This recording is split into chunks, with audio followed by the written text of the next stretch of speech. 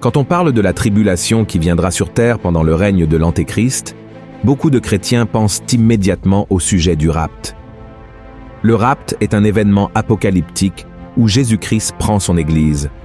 Cela suscite un grand débat au sein du christianisme, non pas sur le rapt en lui-même, mais sur le moment où il se produira. Certains chercheurs pensent que le rapt aura lieu avant la période de tribulation. D'autres croient qu'il se produira à mi-chemin de cette période, c'est-à-dire après 3 ans et demi. Et le troisième groupe croit que les chrétiens feront face à tout, ce qui se passera pendant les 7 ans du règne de l'Antéchrist sur terre. La vérité est que beaucoup de gens ne savent pas grand-chose sur le rapt et finissent par créer de la confusion au sujet des événements de la fin des temps.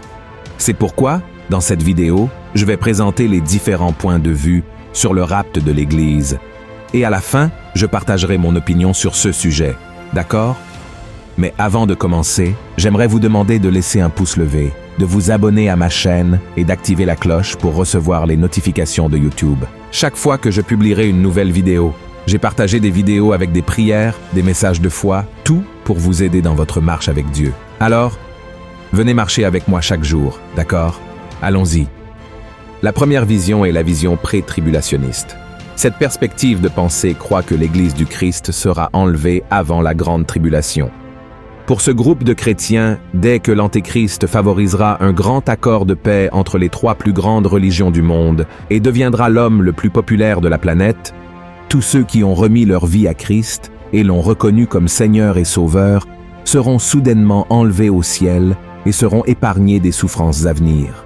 Il existe plusieurs passages bibliques qui, selon ce groupe de personnes, pointent vers ce type de rapt. L'un des arguments les plus forts est que, tandis que les chapitres 1, 2 et 3 de l'Apocalypse mentionnent l'Église du Christ 19 fois, du chapitre 4 au 19, il n'en est plus question, mais traite de la tribulation qui se déroulera ici sur terre. De plus, la promesse de Jésus faite à l'Église de Philadelphie est également l'une des bases de cette pensée. Lisez avec moi ce qui est écrit dans le chapitre 3 du livre de l'Apocalypse. « Parce que tu as gardé la parole de la persévérance en moi, je te garderai aussi à l'heure de la tentation qui va venir sur le monde entier, pour éprouver les habitants de la terre. » Observez que Jésus a dit « Je le garderai de l'heure de l'épreuve », et non pendant l'heure, c'est-à-dire pendant la tribulation. L'apôtre Paul a également des enseignements qui pointent vers ce rapt avant la grande tribulation. Au moins 2 fois, il en parle dans sa première lettre aux Thessaloniciens. La première fois se trouve au chapitre 1, verset 10, et la deuxième fois au chapitre 5, verset 9. Dans les 2 occasions, l'apôtre mentionne que Jésus nous délivrera de la colère à venir, car il ne souhaite pas que nous traversions ce moment si difficile, mais plutôt que nous soyons sauvés. L'apôtre Pierre a également montré que Dieu délivrera son peuple de cette période de jugement, tout comme il a délivré Noé du jour du déluge et Lot de la destruction de Sodome et Gomorrhe. Voyons ce qu'il a dit.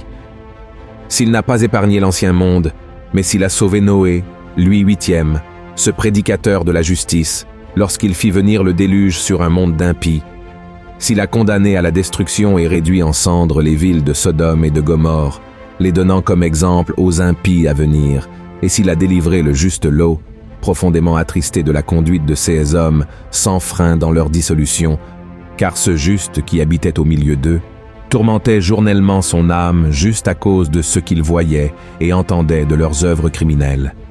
Le Seigneur s'est délivré de l'épreuve les hommes pieux, et réservé les injustes pour être punis au jour du jugement. Un autre élément très important que les pré-tribulationnistes croient est que les Israélites ne font pas partie de l'Église du Christ, car ils ne le reconnaissent pas comme le Fils de Dieu. Par conséquent, ils traverseront la grande tribulation.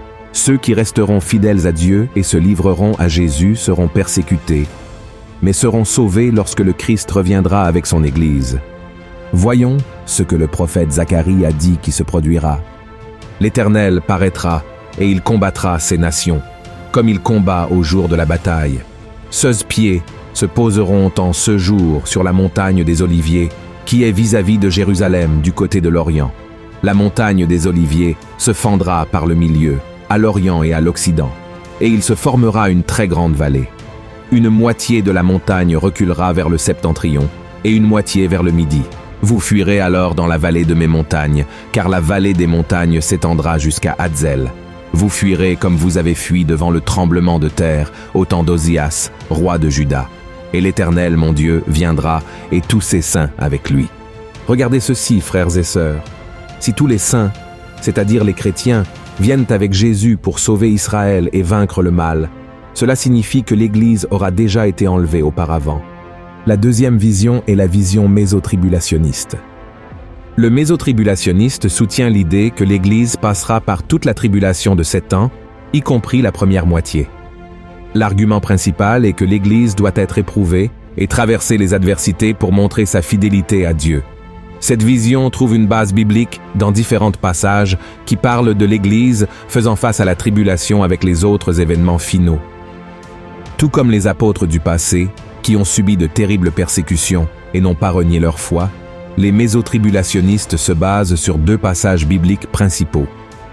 Le premier se trouve dans Matthieu, chapitre 24, qui dit « Et, parce que l'iniquité se sera accrue, la charité du plus grand nombre se refroidira, mais celui qui persévérera jusqu'à la fin sera sauvé.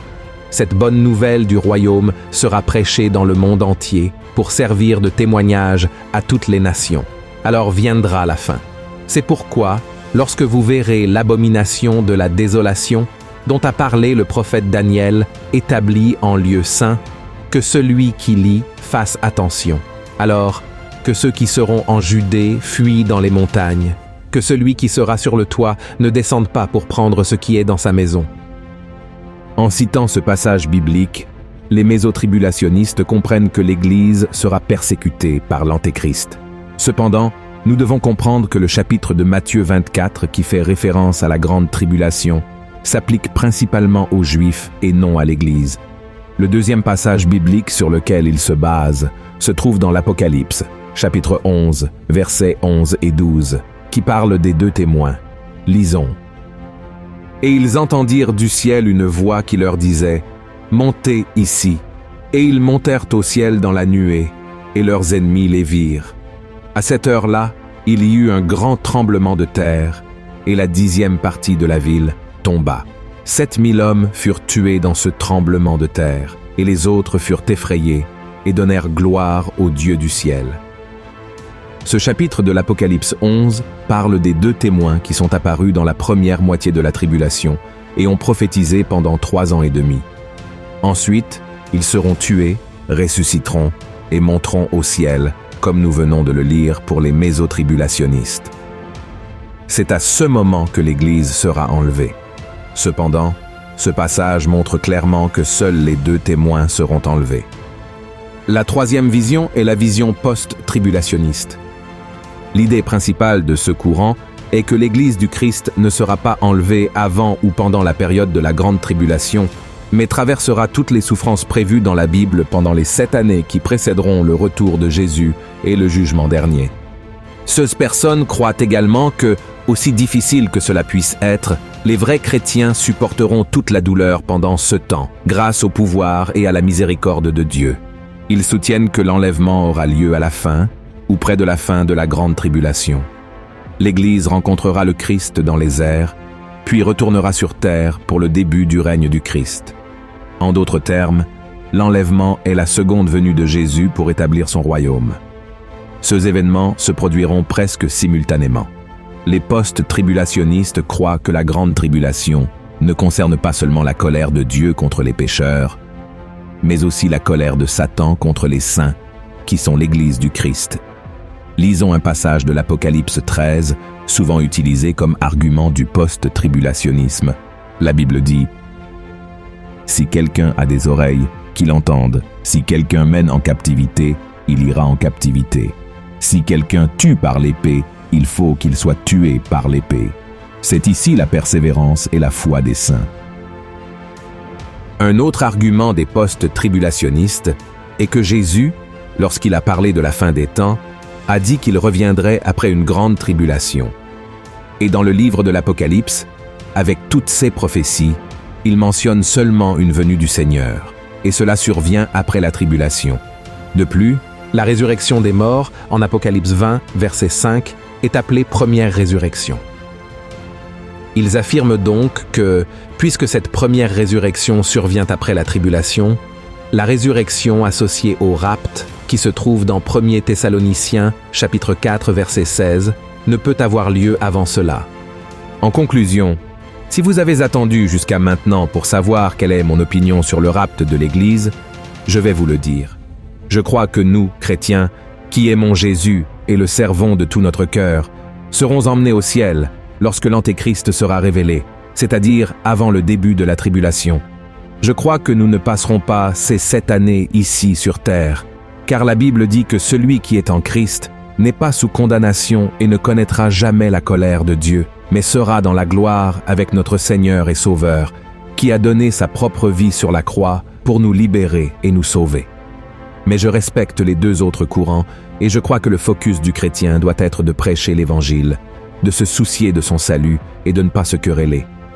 La Bible dit que le retour de Jésus se fera avec puissance et grande gloire. Nous savons que lors de la première venue du Christ, il est venu de manière humble, a été rejeté et méprisé par les hommes.